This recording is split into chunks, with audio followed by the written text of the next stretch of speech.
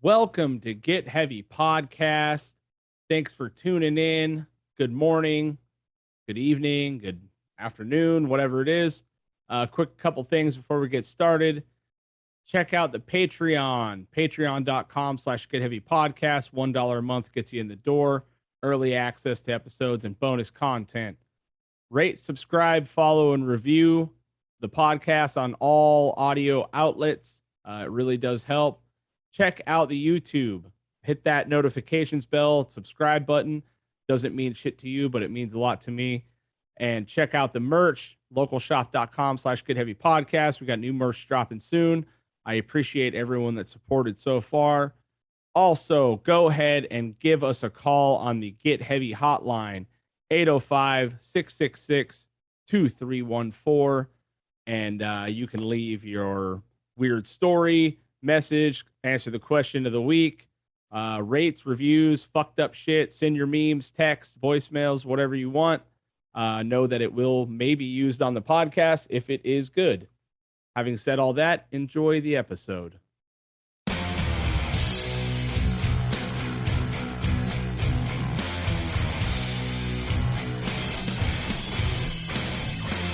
Get Heavy Podcast, hosted by Craig Gonzalez.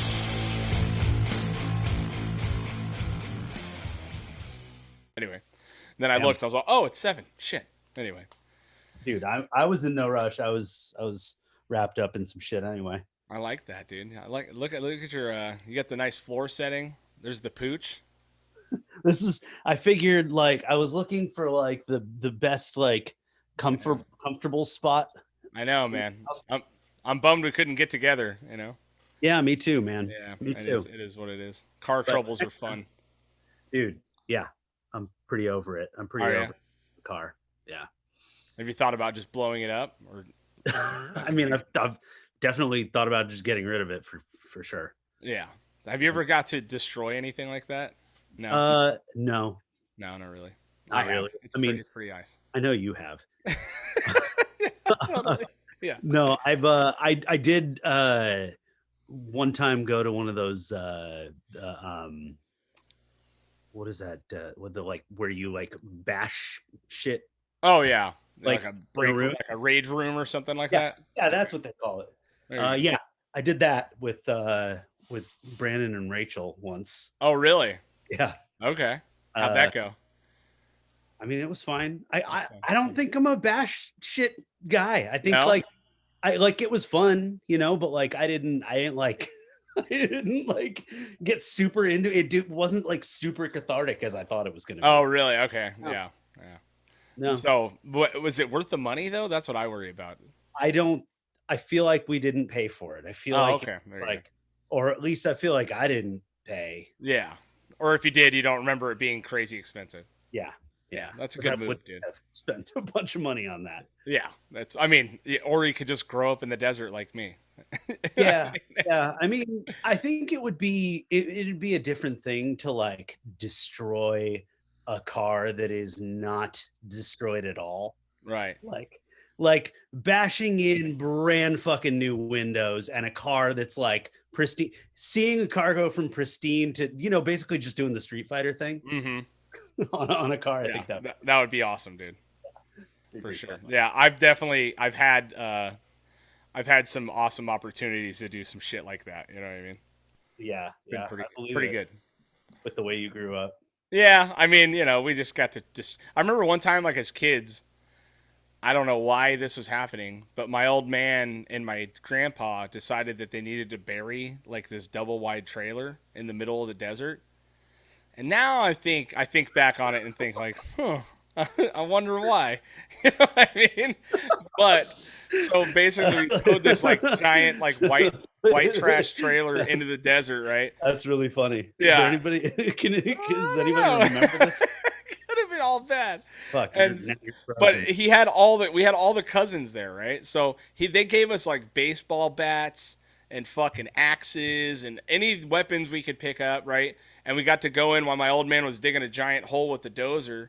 We got to go into this fucking double wide trailer and just fuck it up. Like, just destroy it, right? I remember ripping the toilet off and throwing it through the big giant window. You know what I mean? Like we were ripping walls down. I mean, we fucking destroyed this trailer, right? About 2-3 solid hours of us just fucking this thing up. And then finally, we watched my old man push it into a hole and fucking track on it and smash it in the ground. And then he just buried it. And it was just done. It was it. You moved on with your lives. I don't know. Didn't think a thing of it when I was a kid. But as an adult, I think, I wonder what the fuck is going on there. Maybe that's just the adult version of what you were doing. It's very possible, dude. Yeah, there could have been like, no malicious intent whatsoever. It doesn't need to have a reason. I know. Not everything needs a reason. You don't need a reason for that, dude. You know, just like we're gonna trash this fucking trailer. It's junk anyway. Yeah. You know, look, maybe they thought they'll get in trouble if they set it on fire. You and I like to make things, and some people like to destroy things. Yeah, man. And you know, sometimes you don't need a reason to make things, and you don't need a reason to destroy them. This is true. Yeah, yeah. I don't know, but I think about it often, and I go, I wonder if I was a part of something there. You know, what the fuck? That's really funny. Yeah, and that's like one of 1,000 stories of us destroying shit in the desert. You know, just oh yeah, no, I know. I've heard a few over the years, but yeah, that's a new one. Well, you got a taste of the desert. Actually, you know, it popped up not too long ago in my memories was our trip on my bachelor party. Right? Yeah. You were shooting, right? Really yeah. So we all went shooting. Really I think we burnt through like 6,000 rounds that day or something like that. There's like 12 of us. It was a lot. It was a shocking amount of fucking. Remember when that couch lit on fire when we were shooting it? I didn't remember that until just now. Yeah, I remember I was shooting it with that shotgun. It had a barrel clip on it, the 20-round barrel clip, and that fucking couch lit on fire. Where did that arsenal come from? It was one of Scheimer's cousins. Yeah, because I remember we had like a full truck bed full of weapons. A lot of weapons. Yeah, it was nuts. It was sick. I'd never been. I mean, that was probably like maybe like a normal thing for you, but like. I was just like, oh, that's a lot of guns. Oh, there's a lot of guns for me too, man. You know what I mean? I've been around guns my whole life, but that was, 12 guys with more guns than you could shoot and ammo. You know, it made. I was thinking about it because remember we tried to go to a strip club. Yeah. And it was not exciting at all. Like we were all so burnt out, dude. I think we had adrenaline out during the day, and we were all just like, meh. There was no amount of tits that was going to top blowing shit up in the desert. No, that was a solid afternoon. Plus, I liked that it was like a non-sanctioned, but like we ignore the fact that it's there shooting range. Oh like, yeah. Like but it was clearly a shooting range. Right. You know? It was a spot that people go in the desert to shoot. Right, but I really liked that was a thing that was okay. Yeah, and that were other people there. Oh yeah, it was totally self-policing. It was like a little anarchist state. Yeah, it's like what America truly should be. It could be if everybody was an asshole. You know what I mean? It's like everyone self-governs. We fucking. You know what I mean? I remember when the couch lit on fire, there was like multiple people running over with sand and shovels and fucking throwing shit on. I also remember at one point somebody being careless and like I think like walking out to change a target or something without but you know and like people were like, whoa, there's rules here. Like calm down, bro. For safety. You know, I don't know. It's just watching people self-police. It was nice. It's nice when it works. It can be done. It's just you can't rely on. Yeah. Well, there is something to be said for everyone having a fucking gun, right? It's like you know, you know what I mean. What's up, guys? This week's podcast is sponsored by the Garage Bar, 1091 Scandia Avenue, Ventura, California. A beautiful spot, a new spot. If you want drinks, if you want good vibes, you want good times, you want a bunch of cool fucking people, bartenders that know what they're doing, that can actually make decent cocktails, run by decent humans. This guy right here, Jay, hit him with the specials. So on Monday, we do industry night. On Tuesday, we're doing Taco Tuesdays with trivia. Bring a group of friends by, come hang out, have a good time, get a good deal on tacos, 3 tacos and a beer for $10. You can't beat that. Wednesday, we have Blues ran by Randy Marin. You can give him a call. Look us up on our social media, the Garage Bar Ventura. You can get the information there to check it out. Thursdays, we're just hanging out and chilling. We got stuff going on. Come by and see what's happening. Fridays, we're going to be starting karaoke this weekend. We're going to have karaoke at the Garage Bar now. And then on Saturdays, we're starting with different live bands and we're working on doing stuff. It's going to be a lot of fun and funky reggae, light music, fun stuff. Something you can bring your mama to. Soul Sundays, we got me, DJ also, Clark bringing it up in the back end because that's what Clark likes to do. We do Soul Sundays. We got Karina's next door to us doing a good brunch burger and different specials for food. And you can swing by and grab some food from them, come up next to us and get a couple cocktails, hang out, start your Sunday right. Again, all our social media is the Garage Bar Ventura. We really appreciate you guys coming by and hope to see you soon.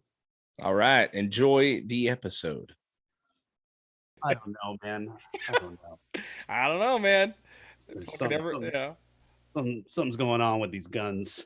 Yeah, I don't know. I'm like half and half, you know, because I love them. They're my favorite thing ever. I think we absolutely have the right to own them. I mean, there's a reason we have them. You know what I mean? Like in the Constitution. But I also am absolutely for like reasonable gun control. You know what I mean? Like, you know, I think a lot of people are probably like that. It's like, dude, I don't need to walk in and buy a gun over the counter.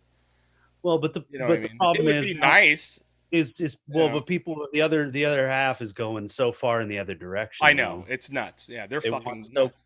They want so badly to push it's like, oh, well, we haven't gotten what we wanted, so we're gonna actually ask for more. Right. Yeah.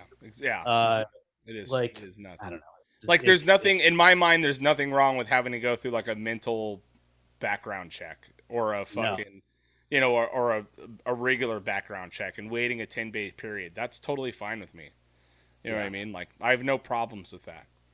Well, and also all this concealed carry shit, and people want it. It's like, what do you need your fucking gun in church, in the bar, in fucking whatever? Right. Like, whatever happened to breaking a bottle over somebody's head? Like, dude, fucking do it the way people have been doing it for the last 100 years. You know? Well, I don't know. You know, I feel weird about. I feel weird about the concealed carry because I consider getting it. And that's different than open carry, right? Right. Concealed carry is. Right. I mean, you have to get a license for it, all this shit. But there's many times where I'm out in like the wilderness and I'll have, you know what I mean, for protection. And if, you know, we were up in Tahoe and shit, you know what I mean? Like there's fucking bears everywhere. It really is scary. You know what I mean? Like at those times that concealed carry for me would be good. You know what I mean? Now, am I the guy that's going to be concealed carrying a gun at 24 hours? No, I'm not. But to have the option that's to where it gets be a little able to weird. do it, I think it's a little overboard. I just don't really know what you're supposed to. What's that? I just don't really know. We're there's a line, and at some point we're like back in the old west, right? And it's like it seems like there's people who kind of want that. I'm not entirely sure why, but I thought we grew out of that. But well, sometimes they're those same people that like to say the N-word in secret. You know, they like the old timey days where they could tell people whatever. I'd love to see that Venn diagram. It's where did the circles meet? It's just a circle. It's just a circle. Yeah, I don't know. I feel so weird about the gun shit, man, because I am white trash. I fucking love them. I grew up around them. I have no problems with them. Yeah, absolutely for taking guns away from psychos. But we're also too far gone. There's too many fucking guns out here, dude. Sure. You can't. I mean, I don't even know where you start. You know. I don't. That's how I feel about most things at this point. I know. It's like, where do we even start? Let's just not. My dog has decided that it's playtime. Yeah, fucking whatever, dude. That's all good. That's crazy. So, well, hey, I'm stoked you're on again. This is your second time on here. I appreciate it. I wanted to talk about the record, dude. How's the fucking us? So how do you pronounce us versus them, us them? What are you calling it? You don't know? mean, Us, them. I left it open. Like, Mhm. I mean, obviously, knowing me, it was inspired by Pink Floyd, Us Mhm. and Them. Yeah. But you know, like us and them, us or them, us versus them, us Yeah. them. I don't know. Open for interpretation. I mean, if you read the liner notes I wrote, I kind of addressed that a little bit. Oh, really? And that's kind of what sparked the idea. Dude, can you chill? He's like, nope, you're on the floor. Hold on. You're in his territory now. Check this out. Hang on. No worries, man. Face down, butt up. I know. I should probably just get off the floor, but this rug is so comfy, I bet. dude. Okay. Yeah. Anyway, yeah. It's just a demo. You know, I thought about not even releasing it like digitally and just doing a tape, but Hmm. everything's fucking digital now. So Yeah. know. Ow, dude! Fuck. God damn. Fucking bit you. He's a fiend for hands. He's a mouth guy, a hand guy, huh? Oh my god. Dude, Okay, that thing's. You're okay. We're done. Huh? no. Oh, see, that doesn't work likewise. Fucking hell. There you go. Okay. Anyway, dude, go lay down. Fucking dogs, man. Yeah. I know. I'm actually surprised my dogs aren't in here right now. They're always. I start these podcasts and then they're standing there fucking by the door. I don't have a door on this room, so we took the door off of it because it was annoying. And the light switch was behind the door. It just makes no sense to me. Yeah. It's like there's a few of those in this house. Anyway, That's us and them. What do you ask me? Oh, well, anyway, I just wanted, so obviously, you know, you're running the label, you got all this shit going on. I remember you sending me the tracks when you had initially done them, right? Oh, yeah, I was minus a around lot with of the them. lyrics, stuff like that. And I just thought it was such a cool fucking, when you sent me the tape, I was so stoked to see it, you know? Yeah. And then I'm the really cool thing excited about it is to like finally move multiple it. singers, right? It's kind of, it's like an open source project essentially, right? That's a good way of putting it. Right. Yeah, kind of. Yeah, there's no, you know, I mean, we're talking about shows and stuff, and I'm like, well, who's gonna play? You know, who's gonna be in the band? Right. You know, because I mean, I played guitar and bass on the recordings, Mhm. and obviously I can't do both of those live. But Right. you know, Dylan from the Lungs played drums on the Mhm. demo, and he said he's down to play live. You know, obviously he's been really busy these days with like Yeah. sessions and stuff like that, which is totally and 100% deserved. Yeah. But Okay. but like, I mean, we talked about going up to, like, Trey and I talked about going up to Portland maybe, and doing a show up there since Monet, the other singer, is up there. And then just like putting together a band up there. Daniel said he'd be down to drums. So, you know, it's if your politics are in the right place and Right. and you're a good musician, like, and you have a reason to join the fold, like, I don't see any reason that we would exclude, you know? Yeah. Well, I mean, it's a cool idea because I mean, with a rotating singer, you know what I mean? You obviously, any of the one singer, how many different singers are on there? There's two on the demo. Two on the, all right. So any one of them could probably cover the other half, you know what I mean? Which is cool. Yeah. But then Yeah, also, like, I mean, if you have a band that's like literally like an open, Everybody. right. Yeah. If you Go have a ahead. band that's like open source, you know, you can just, wherever you are in the area, you know what I mean? Get a couple players. You know what I mean? It's kind of a fucking cool idea, dude. I was thinking about it today. I was like, that's a fucking good deal, man. Like, you can have an LA It's group, a Rocky Erickson fucking. approach. Totally, man. Yeah. Just, hey, learn the fucking songs. We'll see you in Oregon, you know? Yeah, and the songs are not long or particularly difficult. Right. I mean, as long as it's not the guitar part, because they're all written in a weird tuning. So unless you have that tuning, and even if you do, you're gonna have to like get used to it. And like, I am used to it now because I've been writing riffs. What have you been writing in? What is it most of it in? Dude, I don't even. Is it like drop C or something? No, it's like like, let's see. I have it written down. Nice. Because I don't remember anything. Yeah. Oh, but my notes in my phone are like not. showing up anymore. Oh, there we go. What? No, yeah, I don't know what's up with my notes. Anyway, Nah, no worries. some weird ass But it's tuning. in some lower down tune shit. It is lower, but like it's not like crazy low. It's Oh. mostly just that it's got like dissonances built into the tuning, so Mhm. that like, and I can hit a lot of open strings in it and get Mhm. like cool dissonant overtones in the Oh, chord. okay. And like, I don't know, I kind of like stumbled into it, and when I was fucking around with it, I was just like, every time I picked up my guitar, like cool riffs were coming out. Right, I right. was like, okay, obviously this tuning is inspiring.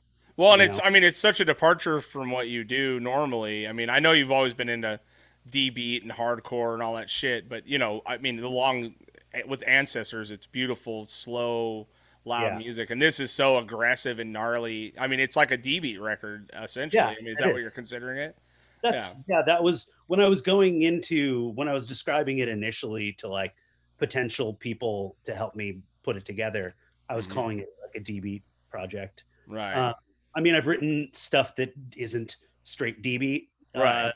but like it falls into that like crusty hardcore, political hardcore, peace punk. Like, Right. I mean, it's not.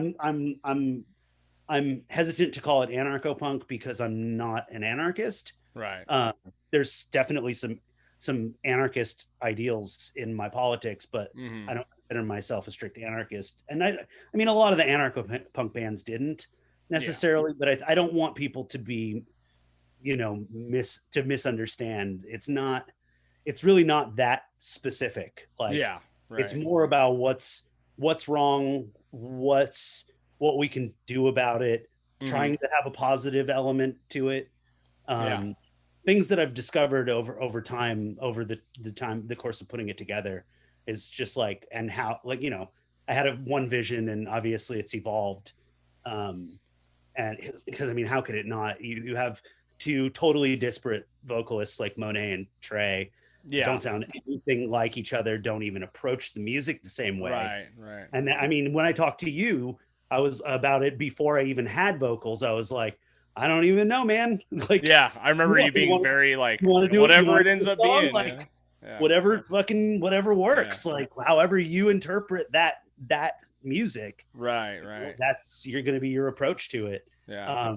Which Trey took it from more of like a traditional hardcore approach, and Monet took it from more of like an anarcho-punk approach. Right. And you can hear the difference, but it is cohesive because the music's all written by you. You know what I mean? So it doesn't sound like two separate bands or anything like that. You know what I mean? I hope it wouldn't. And Yeah. I definitely, like, I asked a bunch of people that once I had it all put together. I think if you've been one of them, I think I may have sent it to you and been like, does this sound cohesive? Like, does this work? Does this flow? Like, and everybody said yes. And I mean, I had most people I sent it to were like, oh, I like this singer better, or I like this singer better. And then some were just like, oh my God, the dichotomy between the two, but it's been pretty, the response has been really cool. It's pretty limited. I may run a record label, but I did the laziest ever drop of this release. Well, you know what though, man, I mean, I just didn't really know how to treat it. And it's my own, yes, it's my own thing, A, and B, and it's weird. Like, I don't know how to like fanfare my own project. Right. Yeah. But obviously I champion my own shit, and I certainly champion the people who worked on it with me. But like, also it's just like a demo, Right. Yeah. Like, well, and that's weird though, because you've built a whole label off of supporting other people's music and the music you like, and you have no problem fucking throwing that out there. But when it comes to our own shit, I don't know if it's punk rock guilt. I don't know what it is, but it like, you literally feel like handicapped by like you don't want to. It's like you have no problem. I've had to like seek out advice on it because it's a difficult line for me, and at this point in my career, music career, like there's nobody there but me. You know, it's like I don't have a band I've got people I'm working with who are stoked, but like I'm still kind of directing traffic, and And so like if with everything about it, if it's not, if I'm not doing it, it's not being done. And so, and I didn't want to like put a bunch of money into a demo. I didn't want to put a bunch of money into something that I didn't really care that much about recouping on. Right. Yeah. I mean, just Um, get the music out there. You know what I mean? That's all you yeah, can that's do. really more And what like what you guys did releasing that music video. I mean, that's the fucking way. You know what I mean? That's like I know we've talked about this before, but you know, I just don't think it's not even about a physical release anymore at this point. The tape thing is cool because it's easy, it's cheap, it's doable. Vinyl's obviously a fucking nightmare right now. I mean, we've talked about it at length. Yeah. You know, 8-10 months back order to get a fucking record press minimum. Yeah, You know? no, I did just release or just released a pre-order on a lathe cut release. Sold out, fastest sellout my label has had. Really? I mean, it was 50, only limited to 50, but it's this band Faytooth. It's their first EP. It came out. They put it out themselves right before the pandemic, and Right. then they've never, none of them have ever had a physical release of any Right. kind. So that's let alone- important to them, right? Yeah. Yeah, but- so I reached out to them and did this super limited thing, and I mean, the turnaround on a lathe cut is still like a couple months. Now, what is the different? I mean, I know it's a different process, but is it limited quantities you can do on lathe cuts? Is it you can't do the mass production? Is No that what it is? minimums. No minimums, but I mean, obviously there's price breaks at various quantities, and Right. the lower quantities are pretty expensive per unit. Mhm. But I mean, I wasn't, as with anything Dune Alter, I'm not particularly profit driven, and which is probably been to my detriment, because it makes a lot of these releases have to come out of my own pocket. Totally. But like, and usually when I recoup the money, I just put what I recouped right back into the label, like as if it was never mine. Right. But like, so I've spent a lot of money, but I'm just like, I'm not really a profit. I'm just like not really a money guy. Well, you're doing it for the love. I mean, there's nothing wrong with that. I am. And I mean, so the profit margins on like a lathe cut EP that's one-sided are like pretty low, especially given how much work I put into it, because I like painted the jackets, and I'm still not quite done. I have to screen print the jackets now too. And you're screen printing them all yourself and everything? Yeah. Oh wow, Jesus. Now, but I don't know much about the lathe cut though. Is there a quality difference between that and the lacquer vinyl, or? Yeah, I mean, they say no, but yeah, I think There so. is. Like, Right. I would say it obviously depends on what you get done, but I think heavy high dynamic stuff, it's you need like quality vinyl. Right. Quality, like deep grooves, like Right. I don't know. But it's a cool, they sound good enough for sure. Right. Well, I mean, we all listen to shit on a shitty MP3 player. You know what I mean? Like, and to have like just at this point, like to have a physical package for a new band, a relatively new band, like, oh, you sold out of your first EP, like cool. super quickly, it's vinyl, like it wasn't pressed, but it's still vinyl. They get to have records that they can put on their platter, Totally, man. And if you view it, I remember how important it was for us to get our first physical records. I mean, it was such a treasure, but now that I've had a handful, I'm like, I don't really care. I'm more looking at them now as like almost like an art piece to go with the music. You know what I mean? Like I'm changing like what I view as a physical release at this point. You know what I mean? I mean, look, man, I think a lot about even the sustainability aspects and the environmental aspects. I mean, it's a fucking petroleum product. Right. Like, yeah. I mean, so to champion it to some degree, it's a little counterintuitive to honestly a lot of what we're trying to accomplish in this world right now. Well, and you heard about you heard about the lacquer plant that burnt down, right? Right. Yeah. Yeah, which was like it's grandfathered in before the EPA, and now that it's gone, they'll never be able to build another one again because it's so fucking toxic. I'm Well, and- surprised that there isn't an alternative already. I was just about to say that. You know? I think there isn't an alternative because there wasn't one needed, and I think people are gonna, I mean, I guess we'll see how the vinyl industry holds up through Right. all of this madness that's going on right now. The pandemic induced, but it's also created by the major labels, Right. You know, Yeah. stuffing a bunch of shit that people don't really give a fuck about Yeah. into Walmart. Right.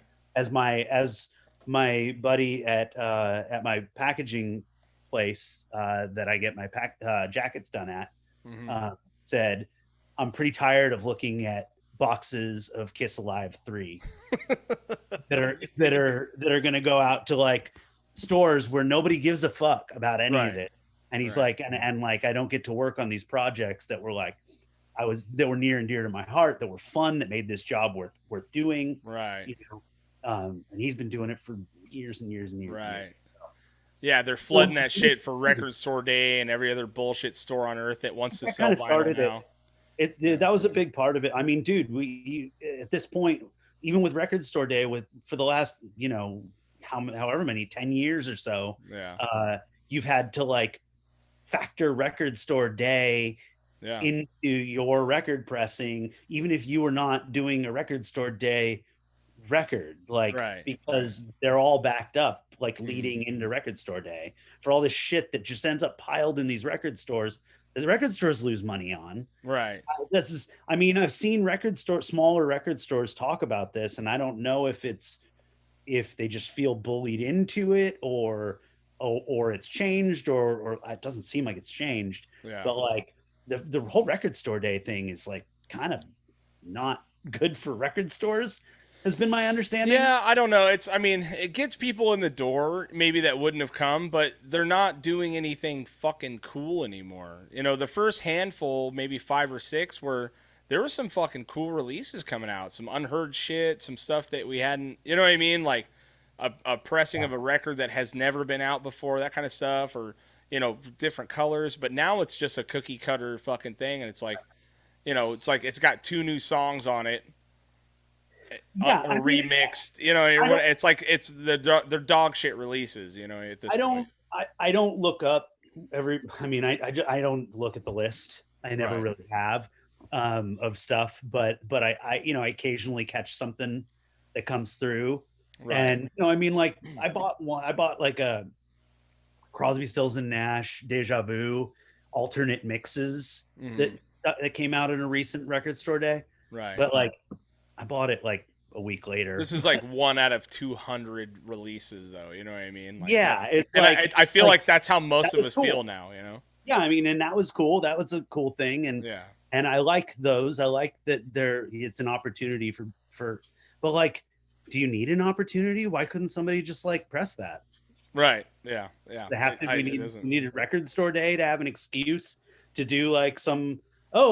This Miles Davis session has never been released on vinyl. Yeah. Like, that sounds reasonable to just release that, It doesn't have to be special. It's like they're making vinyl not special again. You know what I mean? Like they're literally.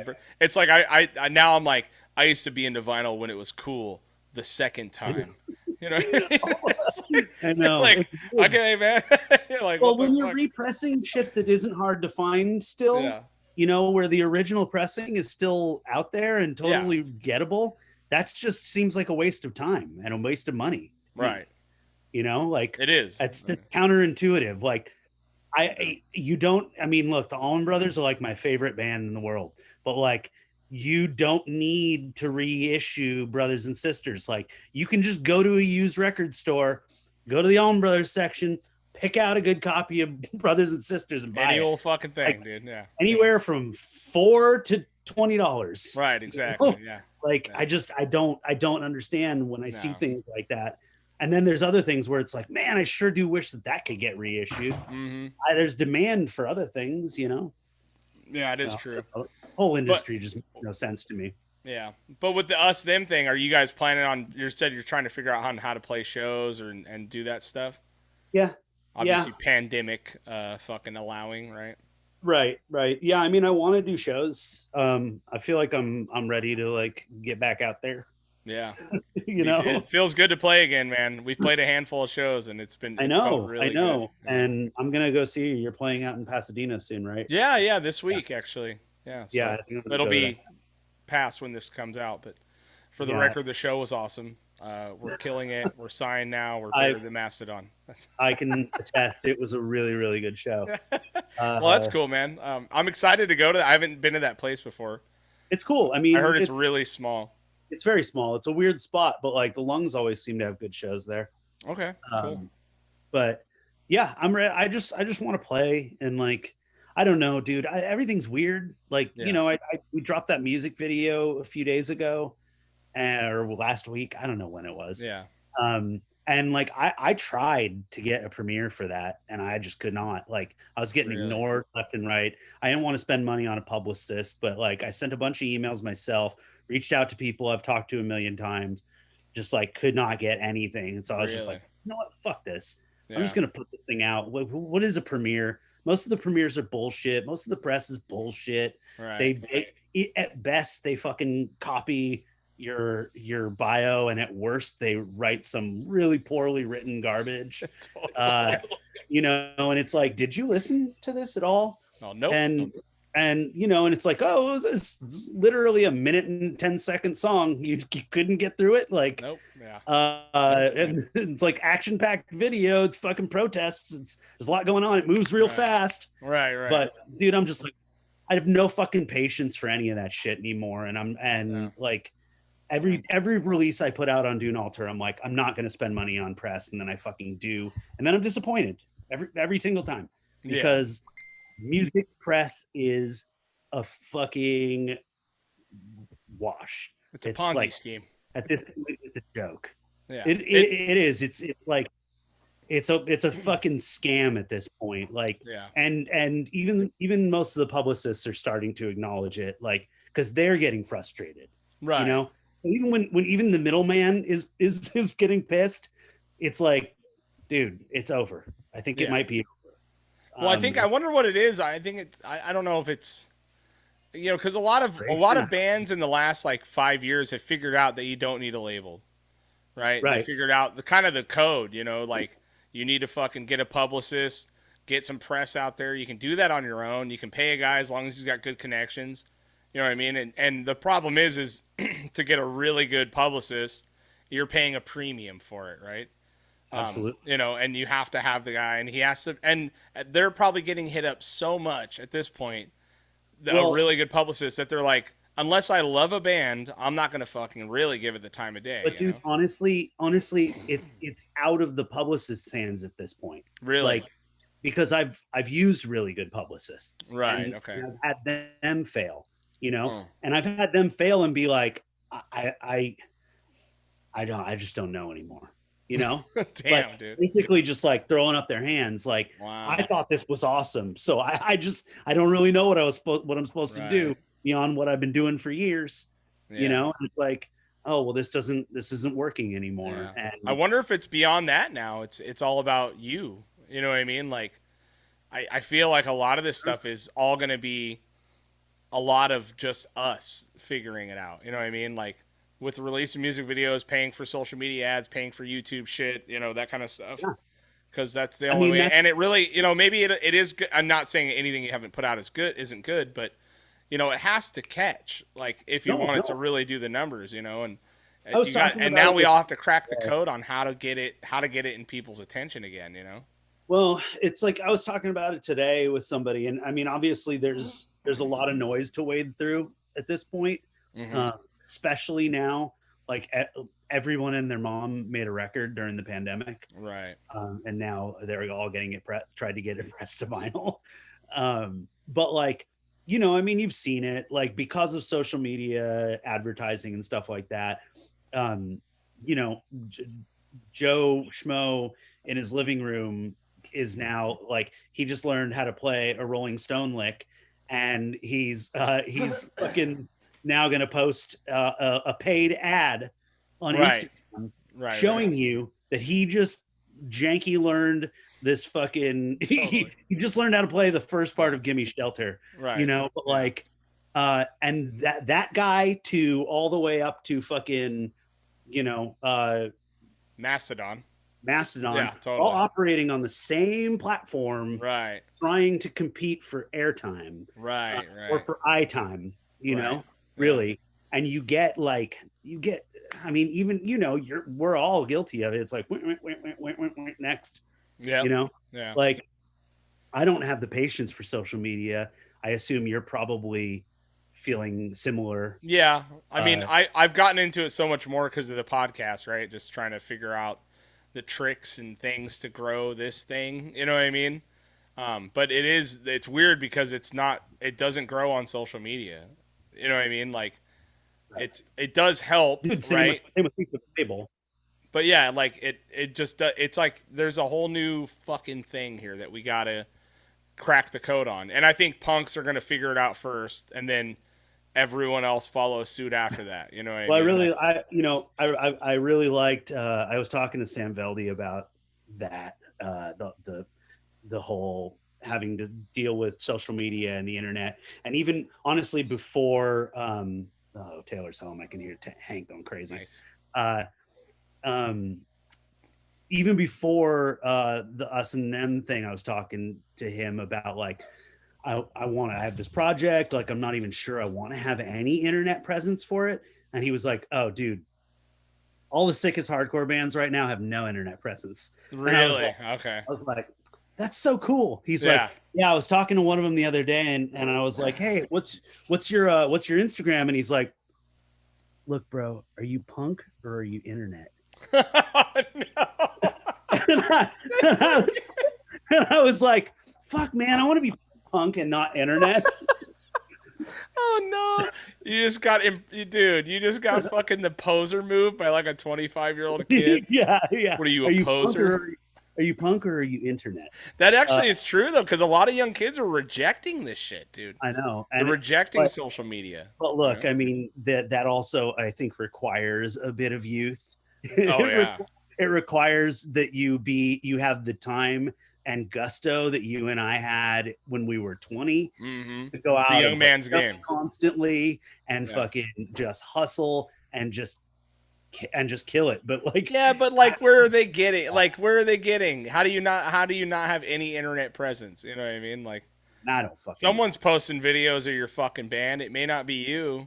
Right. You know, so you can't like act like you're fucking, Gandhi on a mountain over here. You know what I mean? No, not you, but them. You know what I mean? I can't imagine it wasn't said at least a little tongue in cheek. I hope. That's funny, man. But and I like it as a tongue in cheek statement. That's very funny because I do appreciate the sentiment behind it. Yeah, 100%. And they're not. He's not wrong. Was it Sam that said it, or was it someone else? Sam said it was said to him by some hardcore. Oh shit! They got Sam with it. Yeah, oh man, I really like awesome. that. and then of course Sam turned around and used it on me. Yeah, of course. I was like, man, yeah, I don't want to make an Instagram for this project. And he's like, dude, are you punk or are you internet? I'm like, I guess I'm internet. Wait, am I internet? What happened to me? It's like the new OK Boomer. Yeah. Oh, you're internet. Oh no, that's so funny, man. Oh fuck. Well, fuck yeah. I mean, that's ridiculous, dude. I mean, you know what? You know how you're gonna get famous now? Pissing on people in your audience. Yeah, you sent me that video. I mean, I have seen something about it, but Jesus Christ. Holy shit, man. I mean, I sent you that, right? What are they called? Brass Against. Oh, Brass Against, right? So the singer, for those that haven't seen it, I'm not going to play it on here, but this fucking chick, I mean, the clit on her, dude. You know what I mean? She fucking probably play it on here. I mean, I should, yeah. I bet I can pull it up. Let me see if I can find it. Dude, I wonder if it'll play. It's pretty next level. It's wild, dude. This is like at a big festival, right? Yeah, a big festival, but she basically had to take a piss and decided to do it fucking on an audience member, which is wild. I wonder if this will work. It should work. Can you see that? I can see it, yeah. Okay. Let me see if I can play it. Dude, wild.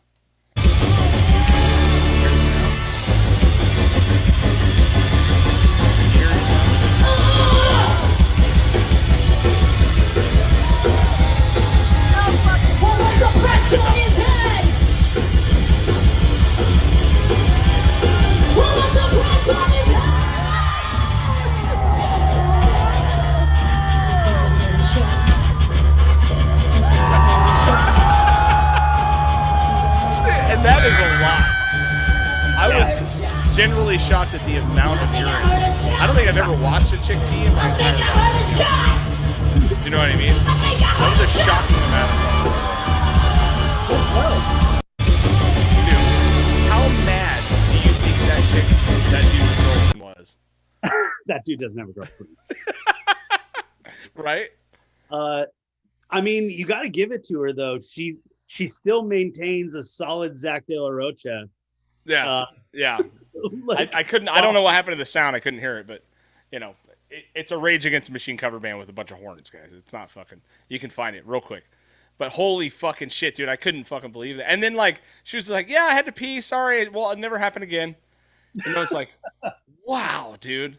Hey, man. I mean, you know, it's Gigi Allen, but he didn't have as big of a stage.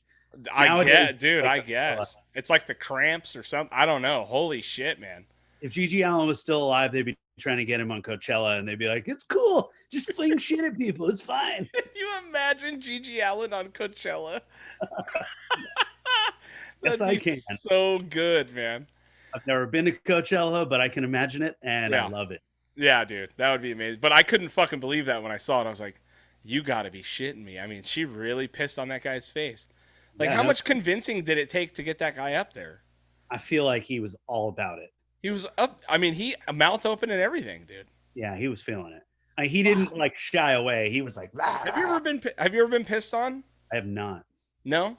No. Me neither. I mean, besides like as a joke, like, like my buddy pissing on my leg or something. I've drank piss by accident. Oh yeah. How'd that go? I didn't know until later. Oh, someone gave you a drink with it? It's a stupid fucking prank when you don't know about it, but right. When you don't find out about it until hours later, but whatever. Totally, yeah, for sure, dude. Yeah, I mean, I've seen guys. We saw two guys drink each other's piss in Omaha. That was wild, dude. On purpose. Yeah, that was just nuts. Yeah, that was like we stayed at this massive squat house, and it was fucking bananas, dude. I mean, I think I've told this story on the podcast, but it was a 3-tier mansion that had split into 3 apartments that had 5 or 6 rooms each, right? And there was all like fucking punks, like, but not like just like weirdos, dude. It was like Animal House. And so we get there, there's literally 15 people living in one place, multiple people in rooms. There was 2 people that were sleeping in a tent in the living room, right? The house is a fucking nightmare, like a mess. These 2 guys that live there are like just being all weird outside or whatever. And they're like, "Yeah, fucking, if you pay us $20 or whatever, we'll fucking piss in each other's mouths." And we're like, "Okay, here you go, bud." And they fucking straight did it. It's on video somewhere, right? But then they spent the rest of the night telling us to be quiet because their landlord lives there. What? And we're in the backyard, quiet, smoking bowls, and there's people partying everywhere around us, and they keep telling us to be quiet, and we're like, "What the fuck, man?" So a bunch of us sleep in the van, a bunch of us kind of sleep in the house. I absolutely would have slept in the van. Yeah. We fought. That's like one of those nights where you fight for the van. Yeah, you know what I mean? Every situation I've ever been in like that, I sleep in the van. Yeah, totally, man. I'm definitely the guy. You know what? I know it's fucking cold out. I don't give a shit. Yeah, well, I'll freeze my ass off in Nebraska, dude. Yeah. But anyway, we wake up the next day. The fucking one guy comes down. He's like, "You guys hungry?" We're like, "Sure, fuck it, cool." He's like, "I'll make you pancakes and fucking scrambled eggs." I'm like, "Okay, cool." No dishes in the house whatsoever. He serves us pancakes and scrambled eggs on ripped up beer 12 packs. Like so we're like eating with our hands off of these ripped up 12. It was fucking wild, dude. We got the fuck out of there as fast as we could.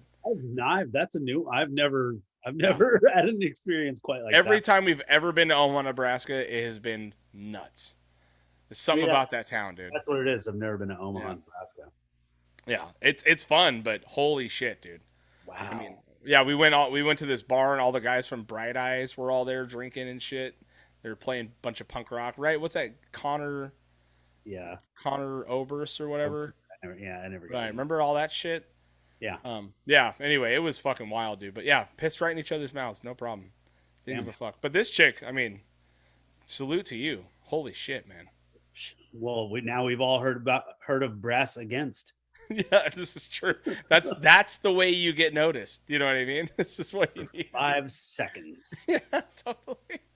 It's wild, man. Whatever. Have you been following this Rittenhouse, Kyle Rittenhouse fucking trial? I know you're let's get this out in the open. You're a lawyer. Let's not. Yeah, You went to law school. How's that? Yes, I have a law degree. Graduate? I have a law degree, and I'm a member of the California bar. So I guess You're a fucking lawyer, all right? But I do not practice. Yeah, but I wanted to get your take. Have you been following this Kyle Rittenhouse trial at all? Yeah. I mean, there's a lot of things about it that really upset me. Well, yeah. I mean, I'd love to get your opinion on it because I'm following it and I'm a moron. I mean, I see things from an outsider's perspective that seem fucking wild, right?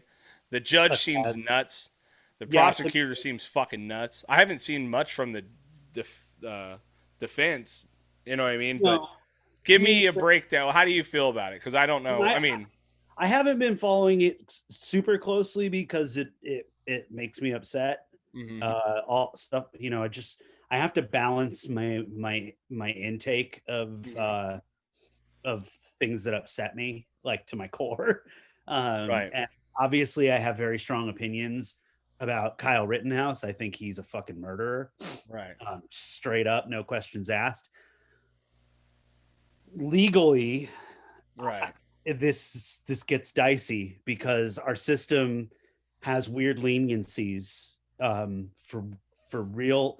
Let's not call them leniencies. Let's call them loopholes because that's what they.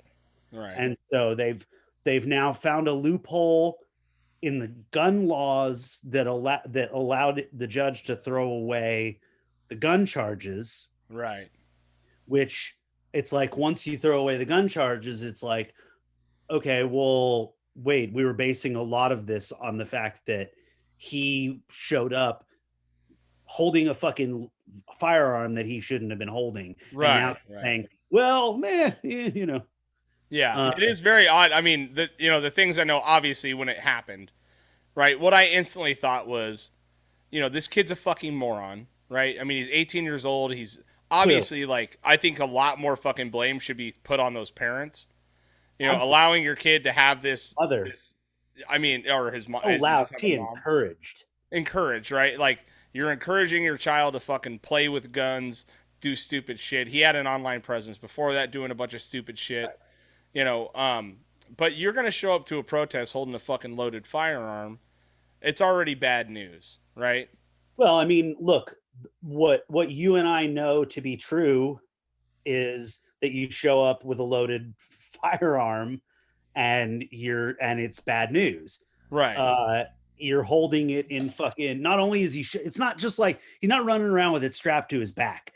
He's running around holding it in the position that fucking the military and riot cops hold it, right, when they're ready to pull it up and shoot. And so he is instigating. I mean, there's a million reasons why what he did is wrong, right, in every way, shape, and form. And there's a million reasons why this judge is a piece of shit. And he's obviously, I think there's no secret about the fact that there's a clear bias. Right. That's what it seems like. The whole thing about that really the blew my stack was the not calling them the victims. Right. What was the basis in that? Do you know? Well, what the judge's argument is that calling them victims prejudices the jury to think of the people who died as victims but it's like, that's exactly what they are. Right. But in his twisted logic, it's not prejudicial to call them looters, rioters, or whatever other inflammatory ass bullshit Right. he said was a-okay. And it's like, those are significantly more prejudicial terms. And I understand the argument, but it's actually, to me, in my, I mean, I'm not like a fucking great lawyer by any means, and I didn't never practice. Yeah, but you do have a real understanding of the law. But my understanding, you know what I mean? But based on my understanding of the way that this stuff works, it should have been the other way around. Right. And also, has that ever been disputed? Victims, you know what I mean? Has that ever really been disputed? Being allowed to call someone a victim? You know? No, I mean, to me, regardless of intent, I mean, they were victims of something. Yeah, victim doesn't require any kind of intent to me. Right. I mean, and I don't know. I'm certainly no expert on Wisconsin law, and their fucking ass backwards legal definitions that he may be fucking relying on. And I haven't researched it because I don't have the time or investment to do that. Yeah. But that's, I mean, where it gets, where I think that people are getting, unfortunately, bogged down is that obviously the judge has prejudiced this trial and we can't necessarily trust what the jury comes out with. But what they did, what the defense did by putting forward a self-defense claim, is they negated his entire, anything that had to do with him being there or why he was there, what his intent was. Right. Because when you're dealing with self-defense, and this is where our legal system gets bullshit. And this is another thing that pisses me off that isn't directly related to this case, but is related to our system, is that when he claimed self-defense, it's almost as if the onus shifted toward the prosecution to prove that he wasn't defending himself against these people. And because he's saying, oh, well, he's shown video like, oh, there's a gun pointed at him, therefore he's defending himself. And that's kind of, you have to kind of just take the situation as it looks. Right. And so you take the actor in that situation as you find them. So even if that person is a child who is like not equipped to deal with the situation of holding a fucking semi-automatic rifle and having a handgun pointed in his face after being surrounded by people who are clearly against him. Right. It's not necessarily an unreasonable leap to think that Kyle Rittenhouse felt at some point in time during that sequence of events that he needed to defend himself. Right. And forget that it was a situation he put himself in voluntarily 100% with the intent to go and protect property with loaded weapons. Forget all that, right? You can only concentrate on the single issue, right? Yep. And that's where it gets fucked up. I mean, that's what I'm reading. And I mean, the judge seems like a fucking, I mean, look, the judge, like I can't even get through a full sentence without, stumbling over his words. You're like, I know the judge is a piece of shit. Man. He's clearly biased. Right. He's clearly, I mean, we've all seen the memes about how he's like a fucking Kyle Rittenhouse bootlicker, but like, and apparently a Trumper based on his ringtone. I don't know how far. I don't know. But I wouldn't doubt it. But all that said, a judge is supposed to be pretty fucking unbiased, right? I mean, but they're not. I know they're not, but I mean, that is the reason that they're there, look at right? Supreme Court, Right. So they're actually in, they met today, the jury, the trials ended today. They all went home. There's no decision yet. So it's unfortunate we won't be able to, we don't have the thing. But I mean, how do you see? I mean, those white tears, they do a lot. You know what I mean? It's fucking dude. Man, he sucked that cry up so fucking hard. You know what I mean? Like, are you going to be shocked when he gets off? no, I'm not going to be shocked, but I'm going to be devastated. Yeah. And I think that the Proud Boys and their ilk are going to see it as an open invitation to now start shooting people who disagree with them. Mm. I think of all the slippery slopes that get fucking talked about, this is a very slippery slope. Right, right. Because we have a bunch of people who are fucking chomping at the bit to fucking jump into these protests with loaded weapons and start offing people who disagree with them, you know? Yeah. And it's gonna happen more and more. And this sets a precedent now. There's a pathway. Don't call them victims. Don't allow them to fucking talk about this anything that led up to them having to defend themselves. Well, Rittenhouse is going to be their poster child. You know, he's the new Zimmerman, right? Right. Yeah, it's sad, you know, because even if they come, even if the kid, you know, and I agree with you. You know what I mean? He's a fucking dummy. You know what I mean? But he fucking murdered. You know, he murdered him. But look, this is going to destroy his life. It's going to destroy his life. You know what I mean? No matter how you and as an 18-year-old kid, your whole life ahead of you, and you are forever judged on this one fucking dumb thing you did. You know? Look, and dude, you and I did a bunch of stupid shit when we were 17. Yes. And I mean that's a whole other conversation about that leads into a whole other conversation about what people are allowed to do and feel and think and change and grow and how people are judged for their worst moments. But that doesn't change the fact that dude went to a fucking event with a gun and killed 2 people. Right. And you know, and shot another. There's going to be another person out there in the world with this dude's fucking bullet wound in him. Right. Or them. I don't know if it was a guy or a girl, but yeah. Whatever. Well, didn't they have the guy on the stand that got shot by him, right? Yeah. And so you know, and the crazy thing is how they spin that shit. It's like one of these guys was a convicted sex offender. You know what I mean? All that shit. And it's like, yeah, okay, I understand it. Like I love to kill child molesters too. That's fine. You know what I mean? But you got lucky. You got lucky on that one. You know what I mean? Running around with a fucking plaque on that said fucking child molester. Right, like, exactly. You know what I mean? Like he just happened to be the guy. It wasn't a Samo hat. Like, come on. Like fucking a 17-year-old is not judge, jury, and executioner. Yeah. On his own.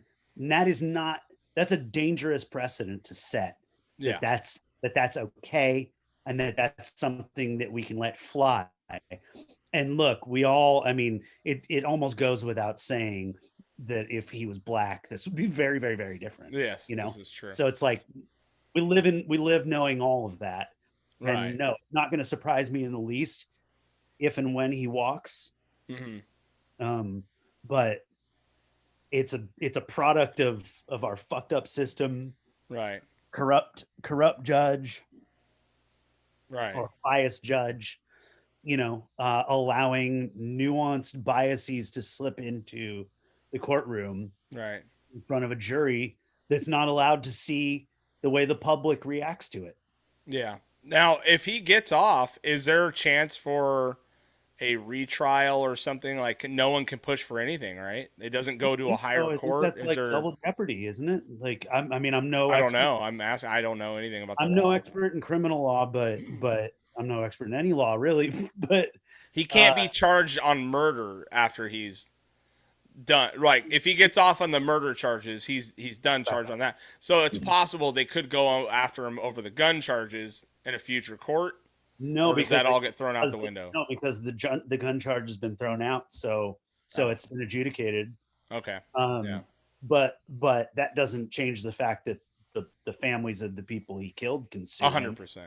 Oh, they could sue him civilly, right? They can civilly, and I mean, you know, whatever that's worth, drag him through the mud more, and financially. Right. But like, I mean, that guy's not worth anything, nor is he probably ever going to be. Right. Yeah. Exactly. You know. Yeah, it's a bummer situation, man. But you know, I just figured I wanted to get your kind of because I don't know. You know, I only see the things that I can see, and I don't know the law. You know. You know, I mean, you as an adult at this point, you and I and you have kids, Yeah. like Scout's like not that much 13, younger. Yeah. Yeah. Like 6 more years, she could be out there shooting protesters, no problem. and I mean, she probably will be, you know. No, I mean, it's just like as an adult, and especially you with kids, it's like you at some point you have to like look at the situation and go, "Who am I angry at?" At the You know, and parent. obviously- I'm pissed at the parents. I'm pissed at the parents. I'm pissed at the culture that created this child, this fucking situation, this gun culture that made it okay to carry a fucking semi-automatic weapon to a protest. The gun culture that made it okay for the other person to carry a fucking handgun to that protest, Right? like, or that made it feel like it was necessary, that was a place that it was going to get to because they were so scared of the fucking cops, like that you felt okay, well, if it comes down to a situation where it's a cop's gun in my face, I'm gonna fucking kill a cop. Like, yeah. You know, it's sad like, that it's like that. Yeah. Like, and that's where we're at. And you know, I mean, I think we all thought that we'd made a lot of progress, and we have. Look, let's not deny all the progress that's been made. That's a big problem. A big problem with younger people is failing to acknowledge the progress that we've made as a culture and as a society. Right. But like, we have so far to go. And when you look at where this point that we've reached, it's like, I just don't, I sometimes I forget how we got here, you know? Right. Yeah. Yeah. I mean, I just, as a father, I imagine my kid coming, you know, during something like that and going, yeah, I'm getting the gun and I'm going to go protect those people's property. And as a parent, you're like, great idea. Let's fucking do that. Also, you know what I mean? You're like, that's fucking what wild. level of fucking ego I know that, you know, like, who indulged his ego to the point where he thinks that it's his responsibility as a 17-year-old in the next state over, that he needs to go cross state lines with an illegal firearm. I don't give a fuck about the technicalities. Right. And fucking go and offer protection. Who is it that made him believe that was necessary? Right. And I have the same question for every single person who showed up at the Capitol on January 6th. You know, who made you think that you were needed? You're the savior. Yeah. You're the one we've been fucking waiting for. Totally. And then, you know, ended up being a pop-up selfie event. You know what I mean? Yeah. No. Yeah. Let's take a selfie. Or dude, what about all the people that showed up in Texas for fucking for JFK Jr.? Oh my god, dude, I couldn't fucking believe that shit. Believe it all. That one, the Capitol riot did not surprise me. That one fucking surprised me. You know what I mean? Well, it surprised me in the sense where I was like, wait, hold on. Excuse me. Hey, you guys know that the Kennedys are like dyed-in-the-wool Democrats, right? That is blue territory. Like, Arnold Schwarzenegger was the only one, and he's out. Yeah, totally, man. That fucking that JFK Jr. one was a mind blower. I was like, I kept seeing shit on TikTok, and I'm like, well, and then it gets better when there's the Rolling Stones thing. Oh, I didn't know about that. What's that? Oh, so like that night, apparently people believed that something about like the Stones were playing in Texas or somewhere, wherever the fuck. And I guess people believed the next step in that conspiracy was Keith Richards was actually JFK, not Junior. No way. JFK, back from the dead. Oh my god! I mean, Keith Richards does look like a dead person, but it's like, holy shit, dude! He's gonna rip the mask off. Be like, gotcha, bitches. Yeah, we're living in a very strange time where reality is not a thing, and dude. Conspiracy theorists can just shoot for the moon. Dude, literally. To the moon, dude. The non-moon, to the flat moon. Yeah, the flat moon, the bigger moon. People will believe any fucking thing. How are we not cult leaders? This is where I'm fucking up. Well, that very same question was asked by a young, fucking, God damn it, my joke is fucked because I'm high. Scientology guy. Oh yeah, L. Ron Hubbard. L. Ron Hubbard. Right. That very Yeah. same question was asked by a young L. Ron Hubbard. And he's killing it, dude. Yeah, He's and killing it. Killed it. He was like, "Wait, why are we not cult leaders?" I know, dude. Oh, This is the point. Man, we could be cult leaders. Dude, how can I not Get do a vote. this? Yeah, I mean, vote for me. I will fucking lead you to the promised land. You know what I mean? I think I'm going to start one from here on out. Me and Rosie always talk about starting a cult and how fucking easy it would be. But I immediately want to go towards sex, and she doesn't like that part. You know what I mean? Because I'm fucking some of these congregations, dude. I mean, what good is a cult if there's not sex built into it? I know that's where our fucking paths don't cross. So I'm gonna have to offer. You know what I mean? She's fucking gone. She's fucking done. So I'm gonna start it with her. She'll get all the people in and follow us. She's not invited into the cult. It's a wrap, dude. She's not in the cult. Yeah, she's out. She's out of the cult, dude. But well, hey man, fucking thanks for coming on, dude. Of course. Let's do it again live. You know what I mean? But I appreciate all your insight. Check out us, them, us versus them, us and them, Spotify and all the things. Video's killer. It's on YouTube, I'm sure, right? Oh yeah, I'm putting up a lyric video tomorrow, so that'll be okay. up. So new videos. Check out Dune Alter Records. Support their shit. Buy their shit. Check out our stuff. Get Heavy Podcast on all social medias. Check out the Patreon. Check out the merch. Thank you so much. We'll catch you next time.